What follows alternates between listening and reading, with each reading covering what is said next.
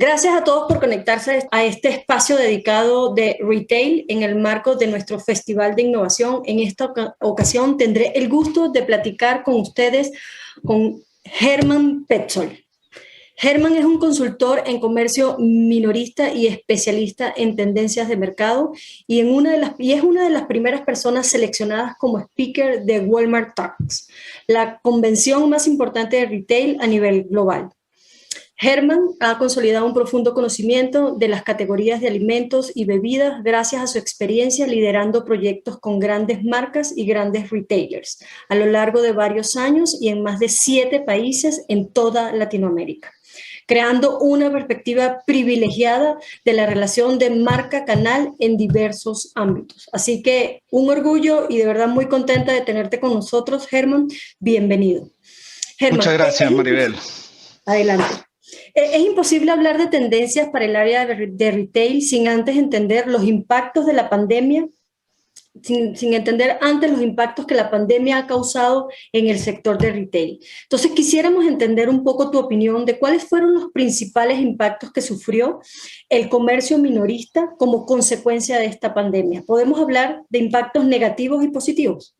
Sí, totalmente. Bueno, primeramente ante la lamentable pérdida de muchas personas con esta pandemia, pues surgieron como dos grandes bloques. Uno, obviamente, todo lo que tiene que ver con el aceleramiento de muchas cosas que se venían dando, ¿ok? Y otra con las deficiencias de procesos y procesos operativos que había, ¿no? Yo siempre pongo el ejemplo de las deficiencias, es como cuando vas al canal de Venecia y automáticamente ves toda la basura, todo lo que se ha de alguna forma cultivado en estas situaciones. Entonces, lamentablemente esto llevó a dos grandes bloques para las empresas. Uno, a reinventarse o acelerar lo que ya venían dando, pero por otro lado también a mostrar lo que tenían que corregir, ¿no? O sea, si lo vemos a nivel de los retail o de los grandes canales, tenemos a aquel retail grocery, aquel supermercado, que obviamente se vio incrementado en la pandemia, ¿no?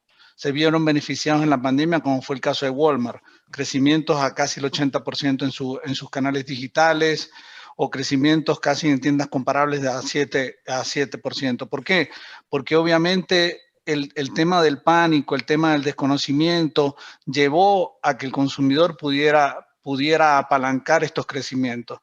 Pero por otro lado, también se vieron en este tipo de retail desabastecimientos, porque tanto fabricantes como retail no tuvieron la capacidad de reponer a la velocidad que el consumidor está cumpliendo. Pero después tenemos aquellos retail como non-grocery, que son aquellos que obviamente no venden alimentos, no venden bebidas, que sí se vieron afectados, porque no eran artículos de primera necesidad, ¿no? Muebles, temas principales del hogar, y esto obviamente todo lo que es moda, hubo una contracción. Entonces, claro, al representar esto, vemos que las economías literalmente cayeron, salvo la economía de China, Estados Unidos y los países avanzados cayeron 4% del Producto Interno Bruto, y los países como Latinoamérica cayeron 7%. Lo bueno de esto, que lo decía McKinsey el año pasado, versus lo que el FMI, es que claramente McKinsey presentaba un panorama mucho más feo, mucho más negativo de la recuperación en los países avanzados a finales de este año 2021, lo cual no es cierto, ¿no? Hoy en día la proyección es de que las economías avanzadas cierran un 5.1 y obviamente Latinoamérica cierra en un 4.6. Nielsen, que es una consultora de medición de alimentos, también habla de un 4.1 para Latinoamérica. Entonces, lo cual esto es clave. A nivel de impacto positivo también se envió todo lo que era creación de aplicaciones, todo lo que son delivery, última milla y todo lo que son aquellos retailing que empezaron a incorporar o que le dieron ese elemento diferenciador a temas de e-commerce. El e-commerce en Latinoamérica fue el que más creció un 60% a nivel de todo el mundo. Ya las economías avanzadas ya tenían este desarrollo, ¿no? ¿Por qué tenían este desarrollo? Porque cuando vemos una pirámide de la construcción de lo que debería ser el crecimiento de un canal digital de e-commerce, tenemos como grandes 4 bloques, ¿no? Está el tema fundacional que llamamos, que tiene que ver con el ingreso per cápita que tienen los países. El otro tema es la penetración bancaria, que es fundamental Para que tengas una idea, a nivel mundial, la penetración bancaria todavía está sobre el orden del 70% de la población. Después tenemos la penetración de Internet, que es fundamental en esto, y mucho de eso lo ha ayudado los smartphones y obviamente la penetración de las redes sociales. Pero después tenemos otro tema, y si vemos, esto es un tema coyuntural a nivel país, pero cuando entramos al tema macro de cada país, vemos la forma de hacer negocio y esa facilidad de hacer negocio, la densidad poblacional y el tema de un servicio postal eficiente. Entonces ya de esos cuatro hay dos bloques que dependen de una estructura y de un modelo país que debería evolucionar para que hubiera una mayor penetración y un desarrollo. Y de alguna forma esto se aceleró, de forma directa o de forma indirecta, ¿no? Después tenemos el tema social, que desde mi punto de vista es el tema más complicado a la hora de los aspectos que impactó en la pandemia y tiene que ver con la confianza del consumidor a la hora de comprar por Internet. Pues claramente llegó un punto, una bifurcación, casi que un barranco, en donde terminó el cliente o compro o simplemente no me muero de hambre o no puedo suplir los artículos de primera necesidad porque no puedo salir. Entonces te arriesgas y te lanzas. Y el tema de la cultura del ahorro. Y por último, todo el tema del abastecimiento, esa última milla. El consumidor hoy en día está buscando no que tarde 8 días hábiles, no que tarde 2 días hábiles, que tarde horas en llegar. Entonces vimos que algo que ya venía progresivamente creciendo a nivel de Latinoamérica, hubo un golpe, como una especie de cachetada que simplemente hizo que se activara, tanto las empresas, pero también como el consumidor, ¿no? Entonces, claro, estos son aspectos que para el retail fue como una sacudida, como despertarse en la madrugada, como un susto, pero que automáticamente unos se subieron al barco y otros lamentablemente no lo hicieron, ¿no? Entonces, y claro, tienes como 4 grandes como key shift de esto, ¿no? Tienes un tema de la gente empezó a gastar en lo que verdaderamente era necesario, ni más ni menos, ¿ok? La pandemia lo que hizo fue transparentar las necesidades que verdaderamente tenía el consumidor como primera necesidad principalmente. Pero después está el crecimiento del e-commerce, como lo veíamos ahorita, y ese cambio en el comportamiento de la compra. Yo de alguna forma cambio, switcheo marcas, porque cuando puedo ir a comprar o adquirir artículo, automáticamente no está este artículo por ese desabastecimiento que hablábamos anteriormente de este pico de demanda no estimada. Entonces empiezo a cambiar de marca y me empieza a parecer que yo no debería ser como consumidor tan fiel a la marca. Después está todo el tema de cómo verdaderamente la cadena de abastecimiento tiene que reconvertirse. Y por último, 2 cosas importantes. Uno, la capacidad que tenían los retailers de garantizar que sus colaboradores estén seguros y se sientan seguros dentro de nuestras instalaciones, y por otro lado, la capacidad de ellos de transmitir al consumidor de que se sientan seguros dentro de ellos. Entonces, claro, si lo vemos a partir de febrero del 2019, del 2020, y lo que ocurrió en marzo, abril del 2020, pasamos de la comodidad a la necesidad. Ya utilizo una aplicación, ya compro por internet, pero no por simplemente de comodidad, sino de necesidad. Y obviamente de la comodidad volvemos a esa exigencia y a dar un giro en la logística en la última milla, ¿no? Porque el retail, y esto es tendencia que viene dándose, los retail cada vez se están acercando mucho más a los centros urbanos y no a los centros empresariales. Antes los retail se ubicaban cerca de los centros o de la mayoría de la población donde pasaba la mayor cantidad del tiempo. Pero eso ya cambió. Y lo otro que cambió es los dark store, que son las fuentes en que yo puedo servir mejor al consumidor porque está utilizando otros canales necesarios para adquirirme el producto, ¿no? Wow, la verdad, Germán, en este caso es impresionante la cantidad de factores que, como bien dijimos, impactos que sufrió en este caso el mundo de retail, positivos y negativos. Me quedo con 4 cosas porque la realidad fue súper amplia tu explicación y me encanta porque se entiende exactamente toda la experiencia que tienes, ¿no? La gente, pues la pandemia hizo entender que la gente como que focalizó realmente en entender y gastaba en lo que era prioridad para ellos. Yo creo que en lo que necesita, yo creo que fue uno de los puntos principales y yo creo que hoy en día los retailers tienen que cambiar ese mindset en focalizar este punto en particular porque todavía nos queda un espacio. El tema del comportamiento de la compra fue sumamente importante. Realmente antes los grandes retailers pensaban que era un 10% probablemente en su cadena de e-commerce y se volcó a un 90% y esto cambió totalmente la forma de pensar del consumidor, de cómo comprar, ¿no? Entonces, ese fue diametral definitivamente. Y súper importante lo de la cadena de abastecimientos. Antes era como muy lineal y hoy en día tuvieron que reconstruirse o en este caso reformularse para que realmente fuesen mucho más efectivos y llegaran a la última milla, que anteriormente no era tan importante en cuánto tiempo. Hoy, si no tienes el producto, como bien dices tú, en la cadena de abastecimiento, pues definitivamente te vas con otra marca y le eres menos fiel. Así que muy buenos puntos en tomar en consideración y que realmente van a cambiar la forma del consumidor de aquí en adelante porque pues definitivamente ya las cambió, ¿no?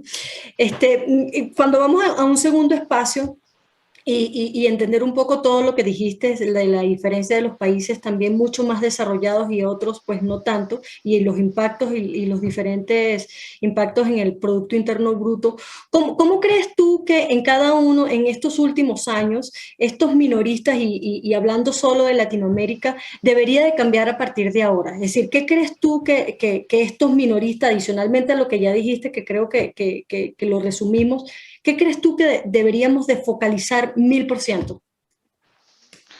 Yo creo que los minoristas en general siguen teniendo esa actitud conservadora como tal, ¿no?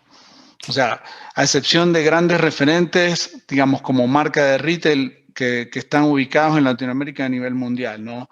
Walmart es uno de ellos.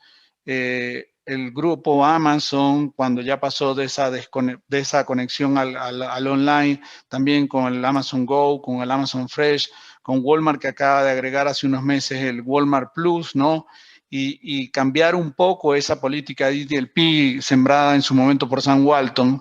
El grupo Éxito es uno de los referentes en Colombia y el retail de Colombia es uno de los referentes porque el grupo Éxito ha sabido de alguna forma distribuir las necesidades que tiene. Entonces, tienes a un grupo como Éxito, pero también tienes a un formato como Carulla, que es una experiencia adicional, tienes productos más frescos, tienes granos, llámese, valga la redundancia, a granel, tienes una serie de experiencias, de degustaciones, que lo tiene de alguna forma también Cencosud en algunos países de Latinoamérica.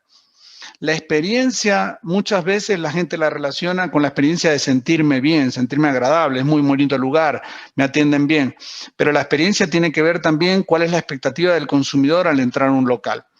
Cuando uno visita un hard discount en Europa o cuando visita un hard discount en Colombia, que es donde está más desarrollado, se da cuenta verdaderamente que las expectativas tienen que ver con la realidad.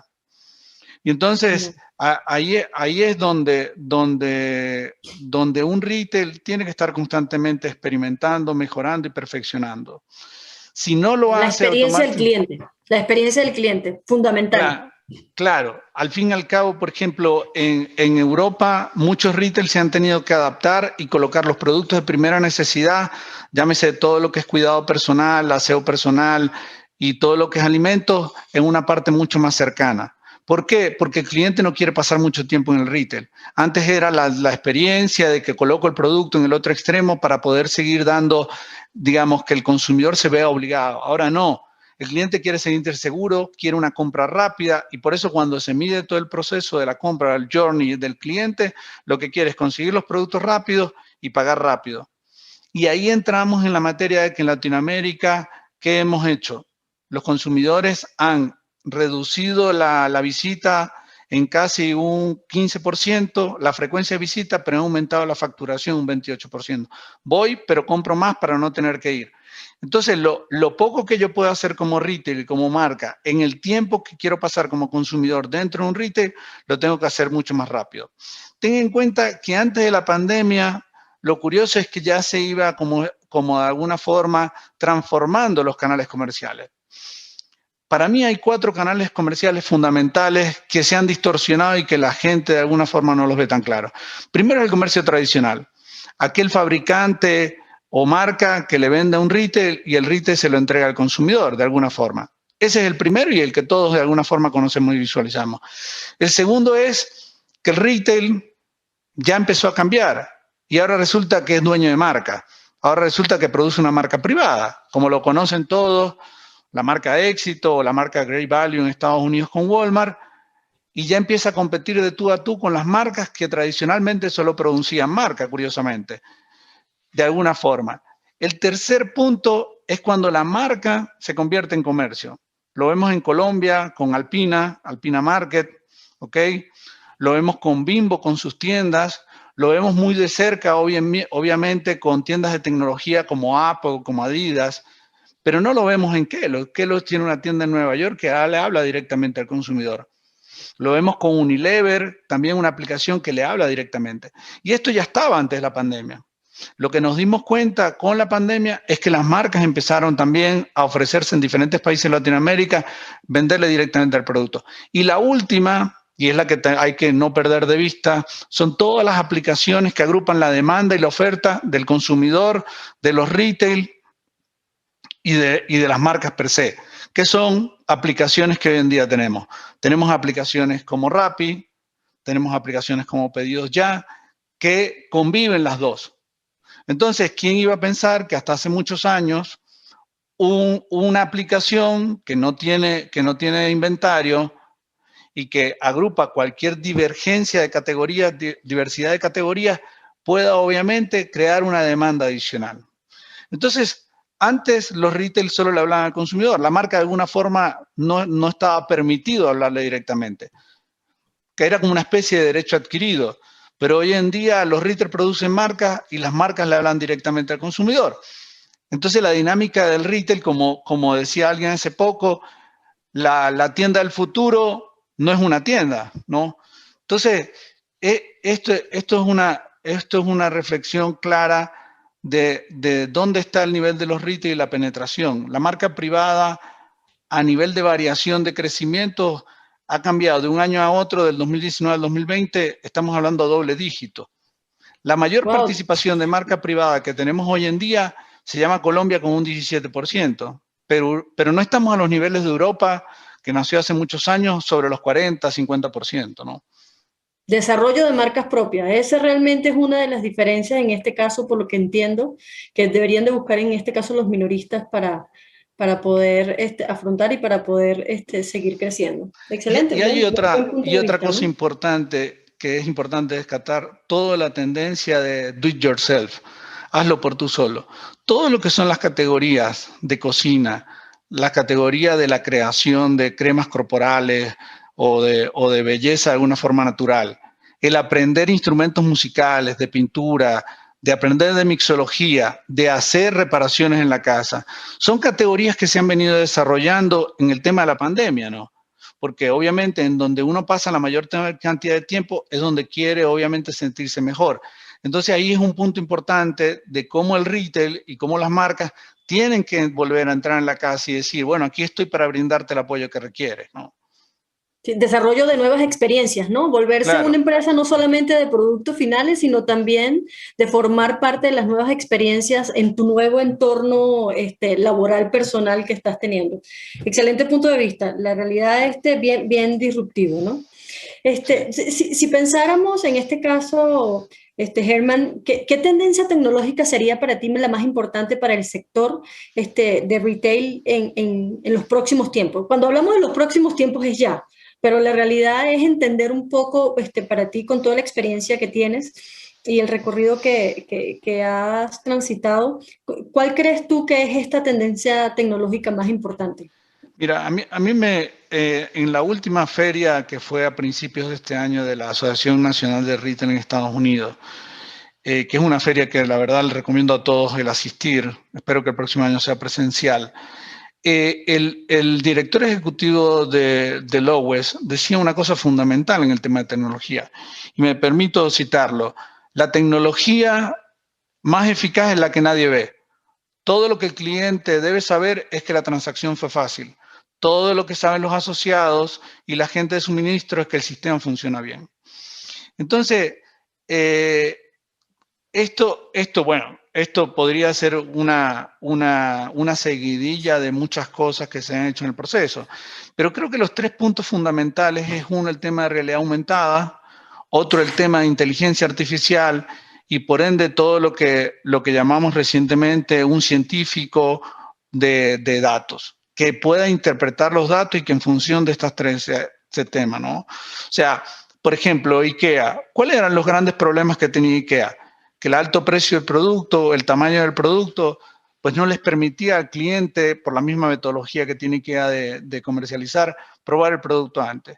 Y ahí es donde fueron entrando primeramente en todo lo que tiene que ver con realidad aumentada, para ver cómo podía quedar el mueble, inteligencia artificial, para ver ese mueble en el conjunto de las cosas se podría dar. Y entonces es ahí donde verdaderamente funciona esta tecnología adaptada al consumidor, ¿no? No, sí, no va a escapar. Estaremos hablando definitivamente en estos 3 días vamos a estar hablando de lo que son las tecnologías emergentes y lo vamos a ver en el segmento de retail, en el segmento de servicios financieros y no escapa el de manufactura, que es algo muy similar a lo que estás colocando. Definitivamente me gustó la cita de realmente la tecnología y hoy estamos hablando de que la tecnología y el impacto que hace, pues no la ves. Muchos de estos servicios están prestados inclusive en servicios de nube en donde mucha de nuestra labor es realmente que cada una de estos sectores se dediquen realmente a lo que es el core business de su negocio y que todo lo que es la tecnología y todas las tendencias digitales pues realmente sea manejada por hoy en día quienes estamos desarrollando mejores prácticas para que sea mucho más fácil la experiencia, en este caso del cliente. Ah. Justamente en ese sentido, ¿cómo crees tú que se ve el comportamiento del mercado y las grandes empresas? ¿Cómo se ven a futuro? Y cuando digo futuro, quiero decir en estas nuevas fechas que ya se nos van a presentar de fin de año. ¿Qué crees tú cuál va a ser el comportamiento del mercado para estas grandes empresas? En diciembre, por ejemplo, ahorita que vienen Black Friday, que viene el Buen Fin, ¿cómo ves tú este comportamiento de estas grandes empresas con estos Para mí, volúmenes el de transacciones? el consumidor va a respaldar el retail en las promociones que pueda hacer en esto, ¿no? Para muchos retail, noviembre y diciembre son épocas que representan 30-40% de sus ventas, ¿no? Dependiendo de la categoría, llámese electrodomésticos, llámese licores, llámese alimentos, ¿no?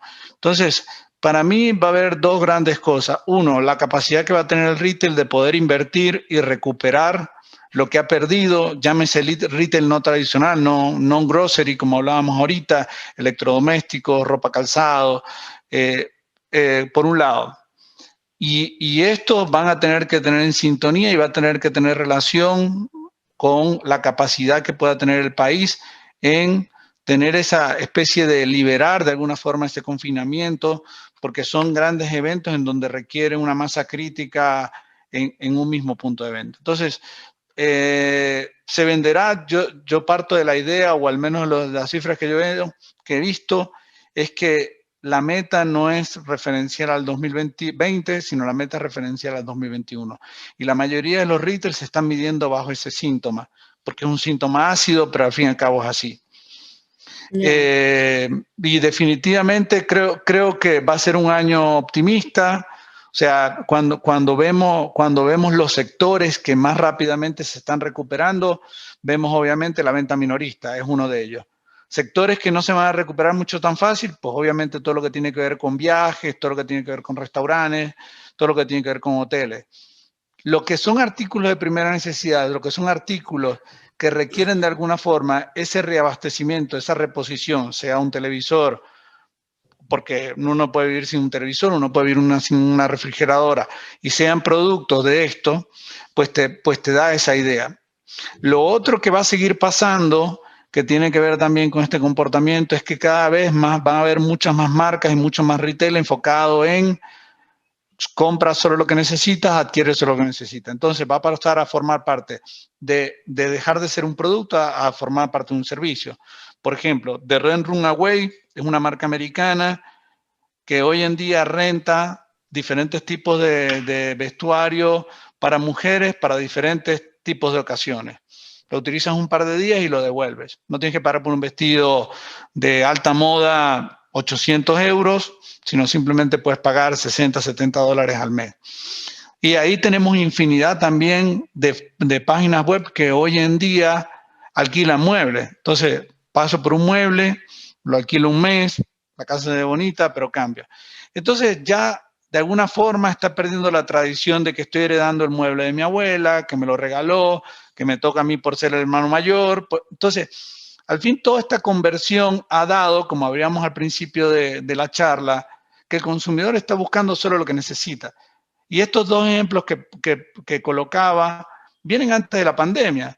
Entonces, ese aceleramiento se ha venido dando y se seguirá dando, ¿no? Sí, sí, todo confluye, Germán, a experiencias, por lo que veo, ¿no? A combinar este tema de los alquileres es cómo me siento y si me siento bien es perfecto, no importa si es comprado o es alquilado, o si me canso, pues me es más fácil soltar porque es un alquiler y no realmente una inversión que hice que la voy a amortizar en X cantidad de tiempo. Claro. Definitivamente todos los retailers, todo este mundo de retail debe estar repensando realmente sus ofertas, no solamente ofertas en productos, sino en ofertas y servicios y en cómo mejorar estas experiencias. Increíble. Así es. En la pregunta que viene, Germán, realmente ya nos respondiste en la primera, sin embargo, si puedes me la complementas. Es como Latinoamérica, frente a la crisis que estamos pasando justamente en el sector de retail, ¿cómo ves la comparación con el resto del mundo? Nos hablabas anteriormente de que definitivamente los países más desarrollados, y en este caso se recuperaron mucho más rápido, en este caso China, Estados Unidos, y con una diferencia de Producto Interno Bruto en la baja de un 7 y un 4%, pero ¿qué más? ¿Qué más ves de diferencias con respecto al mundo de Latinoamérica, en el mundo de retail justamente y por fuera? Mira, a nivel mundial, y obviamente no escapa a Latinoamérica, porque dos grandes consultoras, una es Nielsen a nivel de Latinoamérica y otra es McKinsey, ven dos tipos de clientes. El cliente aislado y el cliente restringido. Así como dos grandes clientes. El cliente restringido es el que ocupa en Latinoamérica aproximadamente el 51% de la población. Y este cliente es el que automáticamente perdió su trabajo, perdió sus ingresos y automáticamente tiene que restringir el gasto y priorizarse en lo fundamental. Y tienes aquel cliente aislado que de alguna forma se mantiene igual, que tiene su trabajo, que mantiene sus ingresos, que tiene su mismo nivel de vida, que hoy en día de alguna forma los gobiernos, las leyes, restringen de alguna forma su salida o su movilidad, no tienen dónde gastar el dinero. Entonces, para los retail es importante considerar estos dos tipos de clientes, bajo un mismo techo o bajo techos diferentes. Cuando analizamos obviamente el tema de cómo esos consumidores restringidos, cómo han evolucionado en el gasto, vemos canales como Colombia, que el único canal que viene creciendo son los hard discount. Pero cuando analizamos el comportamiento de estos compradores de poder adquisitivo en Latinoamérica, vemos que los canales que están creciendo es el e-commerce y los hipermercados. Cuando los vamos a tendencias en China, todas las marcas de China de alimentos han creado productos personalizados, productos indulgentes, productos de mayor tamaño. Entonces, ¿qué es lo que pasa? Que automáticamente los gobiernos de Latinoamérica no van a recibir estas ayudas que hoy en día tiene, por ejemplo, Estados Unidos para reactivar la economía. Claro. Parte del crecimiento de Walmart en Estados Unidos se debe a esta reactivación, a estos de alguna forma cheques o donaciones o impulsos para reactivar esto. Entonces, Latinoamérica va a tardar mucho más. Cuando hablábamos de la marca privada y de estos crecimientos, se debe porque la marca privada específicamente crece en contracciones económicas y obviamente esto ha sido una contracción económica. Entonces, para mí es fundamental que no hay que perder de vista ninguno de estos tipos de clientes y más en Latinoamérica. ¿Por qué en Latinoamérica? Porque mucha gente no está formalizada, de alguna forma tiene su trabajo que le pagan todos los meses, no está inscrita en el Seguro Social y por otro lado prácticamente vive el día a día. Entonces hay que atacarlo porque porque no hay una formalización directa, inclusive lo que hablábamos ahorita de la penetración de cuenta bancaria, inclusive del tema de tarjetas de crédito. Entonces, el sector de alguna forma tiene que reactivarse sin descuidar a estos dos tipos de clientes. Claramente va a haber una lentitud, la hay, como lo veíamos ahorita, Latinoamérica decreció menos 7% en el Producto Interno Bruto, y de ahí de 7 a, digamos, a llegar, entre comillas, al punto de equilibrio, pues hace falta mucho más trabajo y mucho más apoyo de alguna forma de los gobiernos de acelerar este consumo, ¿no? Entonces, esto es fundamental y va a seguir siendo fundamental, ¿no? Cómo verdaderamente apoyo a los dos tipos de consumidores, porque al fin y al cabo, como dicen, en épocas de crisis que se conocen a los amigos, pues de la misma forma, en épocas de crisis es donde el consumidor debe conocer qué clase de retail de alguna forma estaba empeñado en trabajar o en qué clase de marca. Entonces, claro, las marcas tienen que, tengo mi marca líder, que es una marca de premium, pero entonces tengo que apostarle a una marca de menor valor o tengo que crear productos de menor conteo, de menor gramaje o de menor litraje que me permitan automáticamente seguir acompañando al consumidor. Si no haces ese cambio y pretendes que el consumidor se adapte a ti, pues lamentablemente no va a ocurrir ese crecimiento porque es parte del apoyo de todos los sectores, retail, proveedores, fabricantes, cadena de abastecimiento, importaciones, todo este tipo de cosas, ¿no? Ya. Sí, pues vemos una diferencia no solamente en el decrecimiento, como bien lo dices, del Producto Interno Bruto, sino que todo esto es la capacidad de reacción que tienen realmente las economías, ¿no? Si tuviésemos que enumerar 3 temas de inversión prioritarios, ¿cuáles serían? Tú siempre mencionas 4 puntos, si quieres mencionar 4 no hay problema, pero realmente 3 puntos de inversión prioritaria o 4 que tú consideras, y creo que lo has venido diciendo en tus respuestas anteriores, pero si lo quieres de alguna manera sumarizar en la industria del retail, ¿cuáles serían? Mira, la unicanalidad, sin lugar a dudas, como en cualquier sector del retail. La segunda son las alianzas antagónicas. Logitech el año pasado hizo una alianza con Herman Miller, ¿no? Creando una silla para gamer, ¿no? Y también en las alianzas antagónicas tiene que haber formatos antagónicos a lo que venía haciendo. Pop-up store, que son tiendas que están en un periodo de tiempo limitado, store in store dentro de las tiendas, retailtainment, esa relación con el consumidor, retailtainment dentro de la instalación del retail o dentro del mismo hogar, el lograr ser parte del hogar del consumidor, siendo un miembro más de la familia. Y por último, lo que llaman la generación C. La generación C es la generación comunidad. Temas como en Chile, Triple Impacto, que es una página web que agrupa farmacias independientes.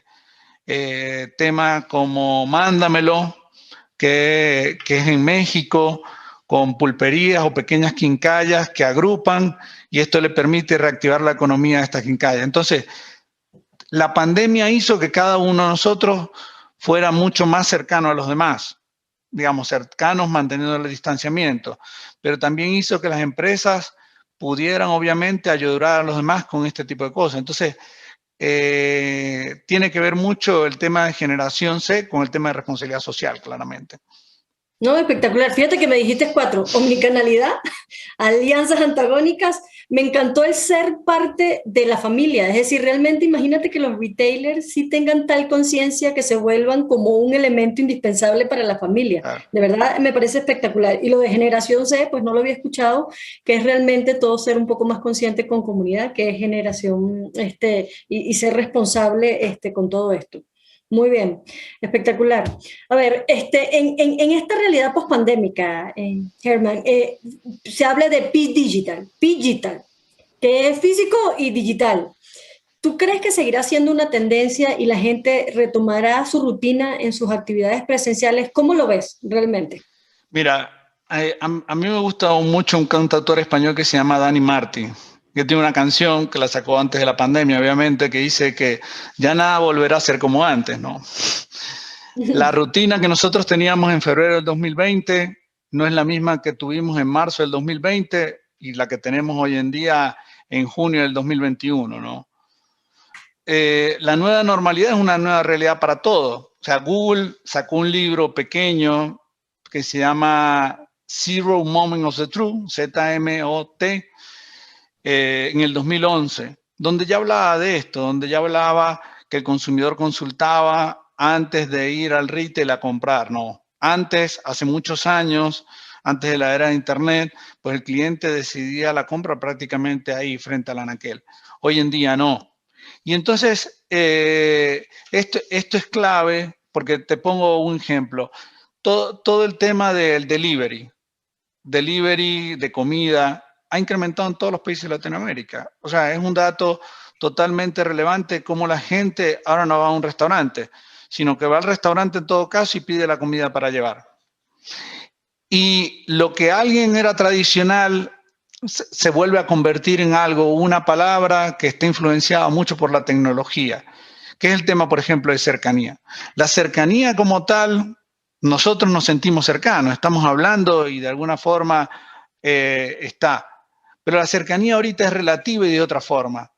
Mándamelo en México, por ejemplo, hay una cercanía virtual, tecnológica, que empieza a confiar en los demás. Rappi, en Latinoamérica, también es una cercanía virtual. Pero te comparas con la cercanía que tiene un hard discount en México de uno, que en cuanto a su planificación tiene que estar a 11 minutos caminando una tienda a la otra. ¿Es cercanía? Claro que es cercanía. O Ara, o Oxxo. Pero también tiene cercanía como Almacenes Gurú en Chile, que tiene un año y medio y ahorita está entrando en Perú, de cómo las grandes marcas quieren llegar a los pequeños quincallas o pulperías, teniendo obviamente un costo menor, pero acercándose al consumidor a través de esto y a través de una herramienta. Entonces, claro, al final no vamos a cambiar. El uso de la mascarilla puede ser que se relativice o disminuya, pero ya estamos acostumbrados. Yo siempre pongo el ejemplo cuando sirves una gaseosa y sube ese gas, esa espuma. Eso es lo que ocurrió en la pandemia, en marzo, abril, mayo, junio del año pasado. Pero automáticamente, cuando desaparece la espuma, queda a un nivel mucho más alto del que teníamos en febrero o en enero del 2020. Entonces, eso es básicamente cómo deberíamos nosotros llegar a tener hoy en día y cómo nos impactó esto de alguna forma, ¿no? Ya. Pues muy bien, de verdad súper interesante. Las próximas preguntas, yo creo que has venido resumiéndolas y has venido incorporándolas dentro de las respuestas que nos has dado. Y has hablado de la omnicanalidad, has hablado de cuál es la diferencia probablemente de no solamente productos físicos, sino también productos y servicios y cómo se relacionan las marcas con su responsabilidad social. Así que yo creo que nos has dado varias respuestas que creo que a lo mejor sonará, pues a lo mejor repetitivo si te las hago nuevamente. Así que voy a escoger y en aras del tiempo Claro. que nos queda es definitivamente, ¿cómo ves tú estás optimista realmente en un futuro cercano con todo lo que nos está sucediendo, Germán? Totalmente, totalmente. Yo creo que el mundo ha cambiado para bien, a pesar de las lamentables circunstancias, de los fallecimientos, una serie de cosas, pero estoy totalmente optimista que vamos a seguir creciendo, ¿no? Los niveles de crecimiento se están reflejando y en algunos están llegando a los niveles que teníamos en el 2019. Las empresas están haciendo más eficientes a pesar del recorte personal que hubo. Entonces, definitivamente sí, las categorías van a incrementarse, van a de alguna forma salir airosos de esta situación, manteniendo de alguna forma esta enfermedad permanente que hay hoy en día, ¿no?, en el mundo. Claro. Qué bueno escucharlo de alguien, pues definitivamente especialista como tú y con una persona que pues tiene un recorrido importante en darnos el optimismo de que esto va a continuar y que definitivamente con un futuro optimista. El comercio, ya como último punto, Germán, el comercio minorista es un sector muy diverso y lo sabemos. ¿Cuáles son los sectores de mejor perspectiva que tú ves y cuáles tienen en la actualidad estos mayores desafíos? Si vemos grandes retailers, pequeños retailers, ¿cuál crees tú que realmente es como los sectores de mayores perspectivas que tienen para el crecimiento? A ver, el mayor crecimiento, todo lo que tiene que ver con venta minorista, va a crecer y está creciendo. La industria farmacéutica es otro de ellos. Cómo va a crecer el tema de telecomunicaciones también. Y son como los tres grandes, bueno, y el sector público y el sector salud por razones obvias, ¿no? Creo que por default, por lo que estamos luchando. Son los tres sectores, los cuatro sectores en donde cada vez va a haber mucha más transaccionabilidad por parte del cliente, tanto en servicio como en producto. No así otros, como lo hablábamos ahorita, la industria inmobiliaria, la automoción, el transporte, todo lo que es el canal Horeca, ¿no? Hoteles, restaurantes, catering, son sectores que todavía se van a ver afectados porque hay desconfianza en el consumidor, lo cual es claro, ¿no? Ya. Bueno, la verdad, Germán, súper rica la charla. Muchísimas gracias por compartir este espacio y de verdad gracias a todos los que invirtieron su tiempo dedicado a este conocimiento. Si nos quieres dar como ya un resumen, nos quedan 3 minutos, si nos quieres dar un resumen o algún mensaje ya de cierre, te lo agradecería y pues definitivamente estamos siempre en pro de colaborar con esta transformación que estamos viviendo y que esto vino para quedarse. Entonces, un poco, darnos un breve resumen en unos minutos. Mira, yo me quedaría como con tres grandes cosas, ¿no? Uno es que la tecnología no es la única forma de innovar, pero sí la más importante. La otra es que el trato personalizado no ha pasado de moda, se ha sustituido. Y por último, la única forma de ganar, llámese retail o marca, es diversificando en producto y en canal comercial. Buenísimo. Es decir, la tecnología no es lo único, pero es lo más importante. Trato personalizado. ¿Y cuál fue la última? La de diversificar. La única forma es ganar diversificando en canal y en producto y servicio. Excelente, excelente.